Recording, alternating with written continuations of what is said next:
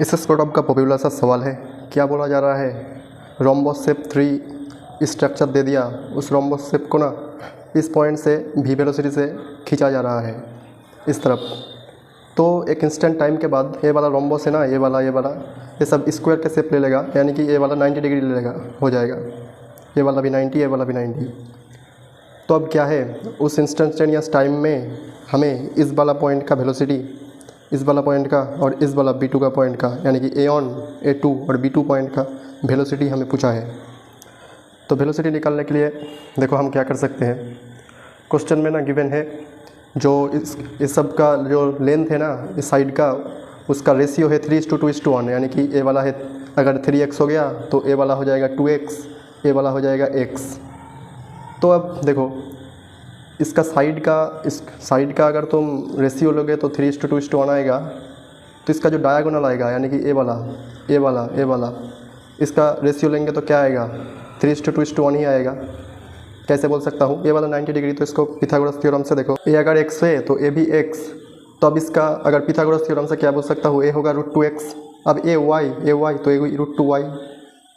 तो ऐसे ही मैं बोल सकता हूँ ना कि इसका डायगोनल का भी जो रेशियो है वो भी 3:2:1 ही आएगा। तो देखो A0 A1, इसका A0 A1 A2 इस 2 A2 A3, यहाँ पर क्या कर दिया, इक्वल्स टू 3:2:1। ये भी सेम होगा क्योंकि इसके का जो लेंथ का ही है, साइड का जो लेंथ का इस रेशियो है वो भी 3:2:1 ही है, तो ये भी 3:2:1 ही होगा। तो अब देखो A0 से A3 तक जाओ, A0 से A3 इतना डिस्टेंस क्या बोल सकता हूँ इसका, A0 A3 और A0 A2 और A0 A1, इसका अगर तुम रेशियो लगे तो क्या आएगा, A0 A3 क्या होगा 3 4 5 6 A0 A2 क्या आएगा, यानी कि ये वाला डिस्टेंस 3 + 2 5 और A0 A1 क्या आएगा 3, यानी कि 3। तो 6:5:3, यानी कि ये वाला टोटल डिस्टेंस, ये वाला डिस्टेंस और ये वाला डिस्टेंस, इसका रेशियो भी ले लिया, इसके कम में आएगा। तो देखो क्या काम हो सकता है इसका। तो अब A0 से A3 डिस्टेंस को x पकड़ लो, तो A0 से A3 को x पकड़ लिया, तो A0 से A2 क्या आएगा, यहाँ से देखो A0 A3 divided by A0 A3 divided by A0 A2।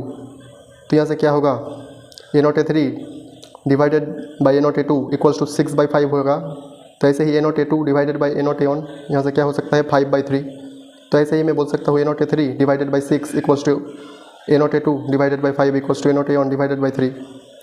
तो अब A0 A3 x पकड़ लिया, तो A0 A2 क्या आएगा, A0 A3 की जगह x पुट करो, तो A0 A2 क्या आएगा 5/6x। तो ऐसे ही A0 A1 क्या आएगा, यहाँ पर A0 A3 x है तो 3x/6 आ गया, तो यहाँ से कैंसिल आउट होकर x/2 हो गया। अब वेलोसिटी के लिए डिस्प्लेसमेंट है x, तो वेलोसिटी के लिए टाइम के रिस्पेक्ट में डिफरेंशिएट मारो, तो क्या आएगा dy/dt, A0 A3 को डिफरेंशिएट मारा dx/dt इक्वल्स टू इस पॉइंट का जो वेलोसिटी है वो क्या है, ये वाला टोटल डिस्टेंस x है, वही तो टाइम के रिस्पेक्ट में चेंज हो रहा है लेंथ इस तरफ, तो वही तो इस पॉइंट का वेलोसिटी होगा। तो क्वेश्चन में हमें गिवन है v, तो dx/dt v रख दिया। अब dy/d2 A0 A2 इसका डिफरेंशिएट करो, 5/6 कॉन्स्टेंट है, x का डेरिवेटिव dx/dt, तो dx/dt यहाँ से वैल्यू पुट कर दो v। ऐसे ही ये भी आ गया dy/dt A0 A1 equals to v/2। तो A2 का तो वेलोसिटी हम निकल लिया कि कहाँ से, A0 A2, यानी कि जो इस पॉइंट का जो वेलोसिटी है इस पॉइंट का वो तो है 5/6 भी, और A1 का जो वेलोसिटी है वो है v/2। तो अब देखो इस पॉइंट का भी हमें वेलोसिटी फाइंड आउट करने को कहा गया है। तो यहाँ पर देख लो इस B2 पॉइंट का कैसे निकाल सकते हैं। इस तरफ इस पॉइंट से वेलोसिटी है v/2 जो कि हमने निकाला है ये, तो इस तरफ है v/2, तो इस तरफ क्या होगा, इसका कंपोनेंट v/2 cos 45, इसके साथ एंगल 45 क्योंकि ये वाला स्क्वायर है तो टोटल 90, ये वाला 45।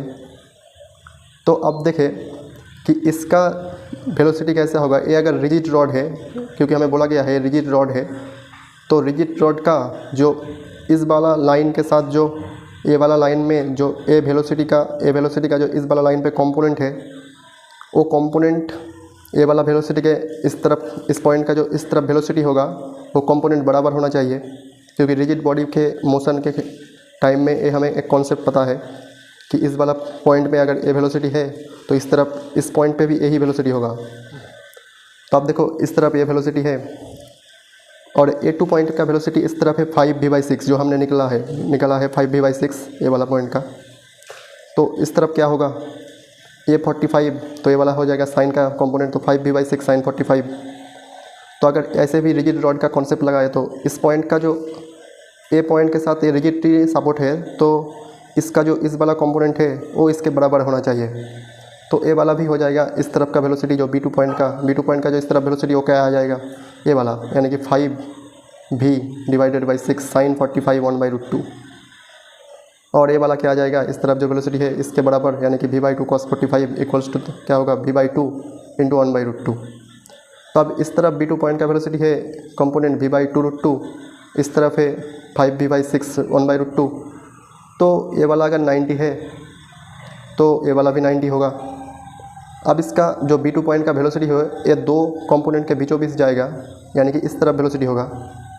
तो v रिजल्टेंट क्या आ जाएगा, v रिजल्टेंट जो B2 पॉइंट का वो लिख सकते हैं ना कि v रिजल्टेंट होगा इसका स्क्वायर v/2 इंटू 1/√2 का स्क्वायर प्लस ये वाला जो है इसका स्क्वायर, तो 5v/6 इंटू 1/√2 इसका square.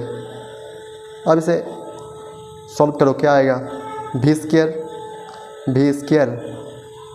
2 square 4 2 8 plus 5v square 25v square divided by 36 into 2, तो इसका अंडर रूट हो जाएगा।